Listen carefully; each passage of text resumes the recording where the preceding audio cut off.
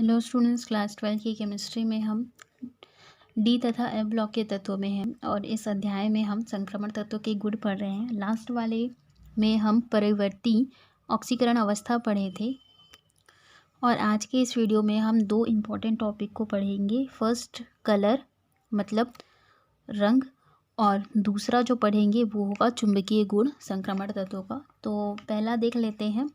तो आ जाते हैं हम टॉपिक पे, रंग कलर, ठीक है, या फिर रंगीन आयनों का बनना, ये भी रहता है। कभी कभी हेडिंग में इस तरह से बता देता है रंगीन आयनों का बनना, तो आप कंफ्यूज मत होइएगा, ठीक है। तो 3D श्रेणी के अधिकांश संक्रमण तत्वों के यौगिक जो है, ठीक है, जो संक्रमण तत्वों से यौगिक जो बनेगा वो कैसा होता है, अवस्था में ठोस होता है, और अगर वो विलयन के रूप में रहा तो किस तरह का होगा, रंगीन होगा, मतलब कलरफुल होगा, ठीक है।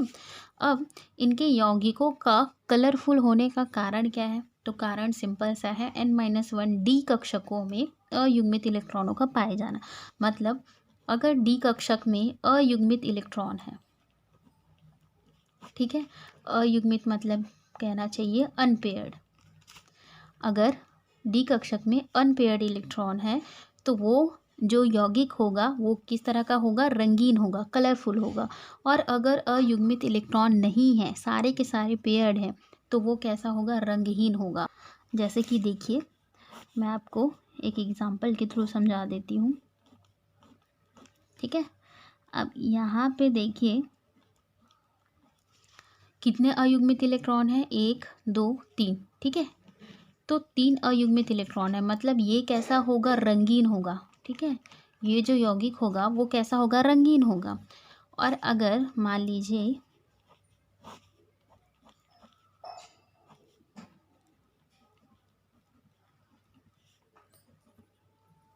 अगर इस तरह के सारे पेयर्ड मिले, ठीक है, तो इसको क्या बोलते हैं, ये कंडीशन क्या है, युग्मित है, पेयर्ड है, ठीक है। ये जो है कंडीशन, ये कैसा है, अयुग्मित है। एंड यहाँ पे सारे इलेक्ट्रॉन जो है पेयर्ड है, तो ये जो यौगिक होगा वो किस तरह का होगा, रंगहीन होगा, ठीक है। मतलब इसमें कलर नहीं होगा, ये वाइट होगा। ओके, आप समझ गए। सिर्फ सिंपल सा रीज़न है, आपको बोलना क्या है हम, कि जिनके डी कक्षकों में अयुग्मित इलेक्ट्रॉन होगा वो क्या होगा, रंगीन यौगिक बनाएगा, और जिनके डी कक्षक में युग्मित इलेक्ट्रॉन होगा या अयुग्मित इलेक्ट्रॉन नहीं होगा वो क्या रहेंगे, सफ़ेद रहेंगे, या फिर कलर नहीं देंगे, ठीक है। तो सिर्फ आपको याद क्या रखना है, डी ऑर्बिटल अगर पूरी तरह से भरा हो या फिर पूरी तरह से खाली हो, ठीक है। अगर ये वाली कंडीशन हो या ये वाली कंडीशन, ज़ीरो हो या पूरा भरा हो, तो वो कैसा होगा, रंगहीन होगा। और चुंबकीय गुण बोले तो वो क्या हो जाएगा, प्रतिचुंबकीय होगा, ठीक है। और अगर डी कक्षक में अयुग्मित इलेक्ट्रॉन होगा, जैसे कि 1 से लेकर 9 तक के अगर इलेक्ट्रॉन होंगे, ठीक है, तो वो कैसा होगा, रंगीन होगा और अनुचुंबकीय होगा। अभी जो चुंबकीय गुण है उसको हम अभी जस्ट पढ़ेंगे, पहले हम लोग कलर वाले को देख रहे हैं, ठीक है। तो आपको याद इसको रखना है, आप इसको अपनी कॉपी में नोट कर लीजिए, ठीक है। अब अगर हम कलर वाले में आए टॉपिक में, तो देखिए संक्रमण तत्व प्रकाश के किसी तरंगदैर्ध्य की ऊर्जा को क्या करते हैं, अवशोषित करते हैं, ठीक है। और अवशोषित करने पर क्या होता है, उनका जो डी कक्षक होता है, ठीक है, ये जो डी कक्षक है वो 2 भागों में स्प्लिट हो जाता है या फिर विपाटित हो जाता है, जिसको बोला जाता है डी संक्रमण। ये जो डी ऑर्बिटल का 2 भागों में बढ़ जाना, ये क्या कहलाता है, डी संक्रमण कहलाता है। इसको आप याद रखना, ठीक है। तो देखिए यहाँ पे डी ऑर्बिटल का क्या हो जाता है, विपाटन हो जाता है, और वो उच्च ऊर्जा और निम्न ऊर्जा स्तर में बढ़ जाता है, ठीक है। यहाँ पे देखिए ये उच्च ऊर्जा स्तर है जिसको Eg नाम से प्रदर्शित करते हैं, और ये निम्न ऊर्जा स्तर है जिसको T2G नाम से प्रदर्शित करते हैं, और ये सभी अलग अलग कक्षक हैं, उपकक्षक हैं, ठीक है।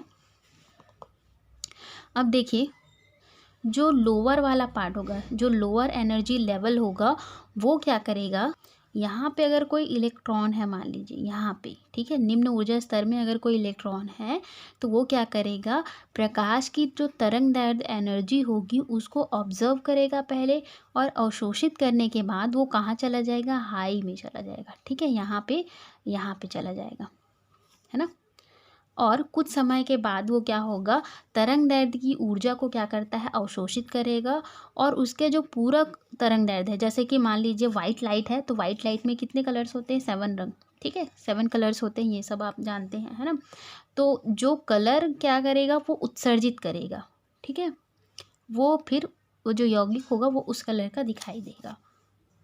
देखिए यहाँ पे, ठीक है, या ये वाला Eg वाला कक्षक है, ये वाला T2G है, ठीक है, ये लोअर है, ये हायर वाला लेवल है।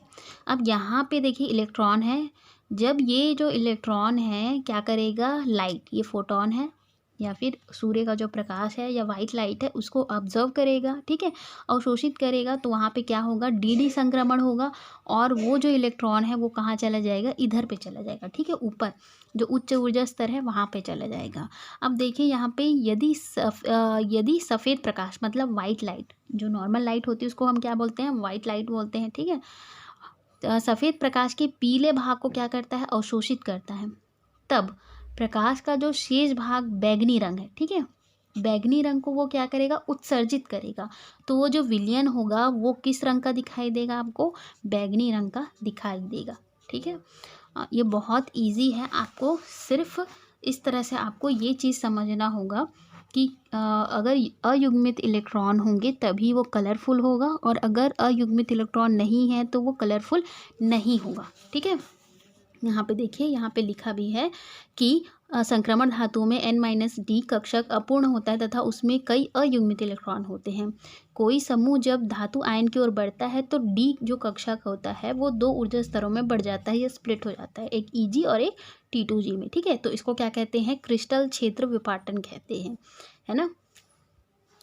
तो इस तरह से आप लोग समझ गए होंगे। देखिए, संक्रमण तत्व के d ऑर्बिटल पूर्णतः भरे हों या पूर्णतः खाली होता है तो कैसा होता है, रंगहीन होता है और प्रतिचुंबकीय होता है, ठीक है। प्रतिचुंबकीय मतलब आकर्षण प्रदर्शित नहीं करेगा।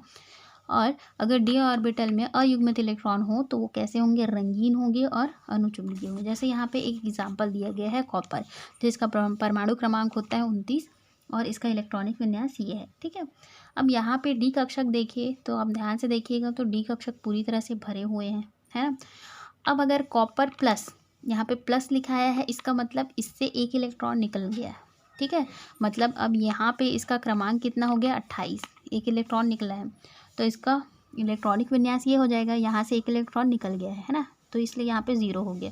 अब यहाँ पे देखिए डी कक्षक में पूरे के पूरे युग्मित इलेक्ट्रॉन है, तो डी ऑर्बिटल पूर्णतः भरा है, इसलिए Cu+ क्या होगा, प्रतिचुंबकीय, रंगहीन होगा और प्रतिचुंबकीय होगा। अब यहाँ पे देखिए ये तो पूरा भरा है लेकिन ये वाला तो खाली है, ठीक है, तो ये वाला खाली है, इसका मतलब ये क्या हो गया, रंगीन हो गया।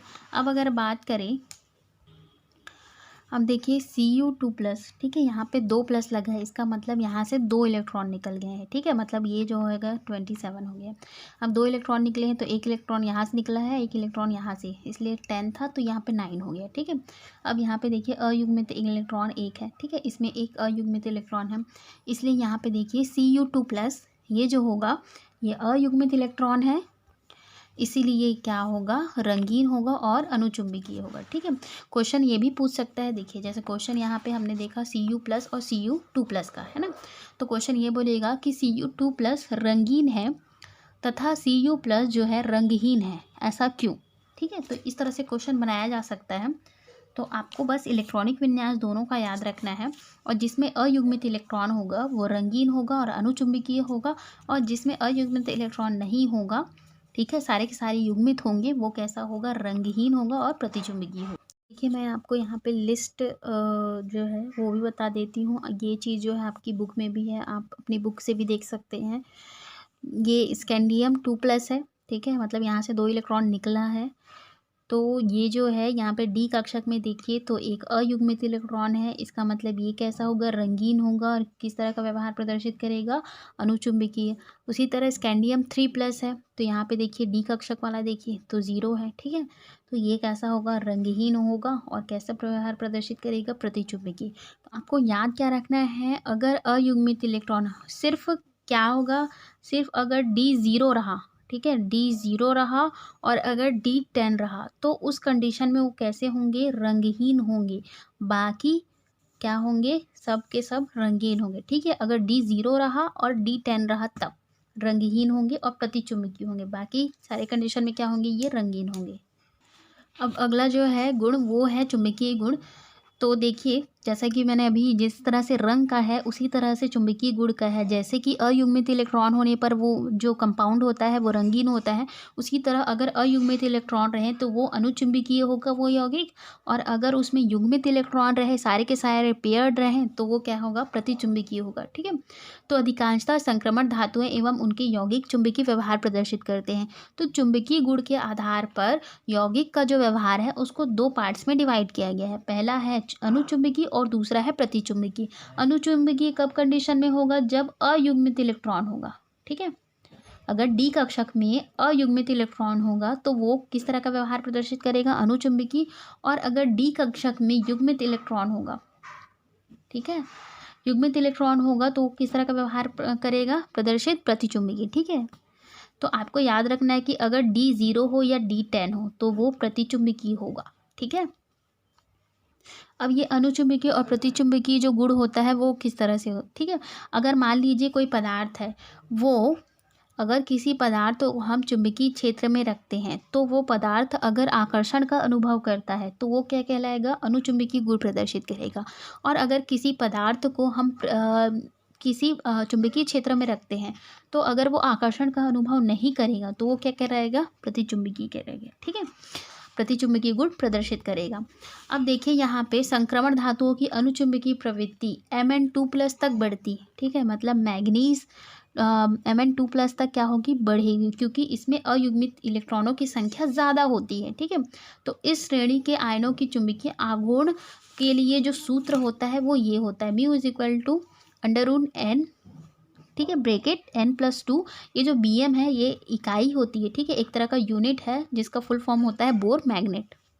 अब इसमें क्वेश्चन इस तरह से पूछे जाते हैं कि देखिए यहाँ पे Fe2+ है और यहाँ पे देखिए ये Fe3+, ना यहाँ पे एक प्लस छूट गया, तो Fe2+ है और यहाँ पे 3+ है। इनमें से कौन सा ज़्यादा अनुचुंबकीय होगा और क्यों होगा। ठीक है, तो पहले तो हमको दोनों का इलेक्ट्रॉनिक विन्यास, पहले आप नॉर्मल आयरन का देख लिए।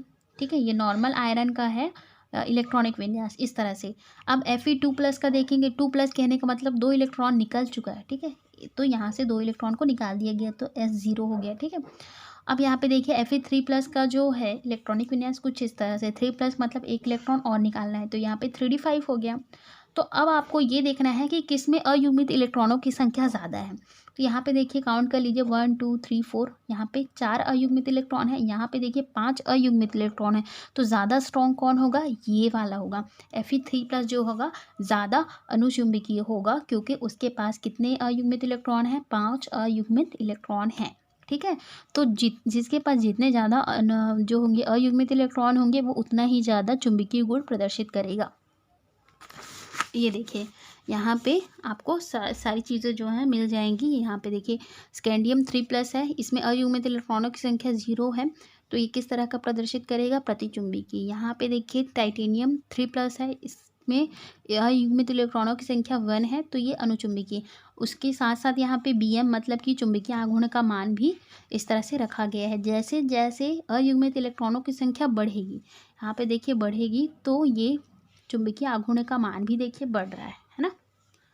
अब यहाँ पे देखिए अयुग्मित इलेक्ट्रॉनों की संख्या यहाँ से यहाँ तक कम हो रही है। ठीक है, तो इधर पे क्या हो जाएगा, फिर Bm का मान भी कम होते जाएगा, है ना।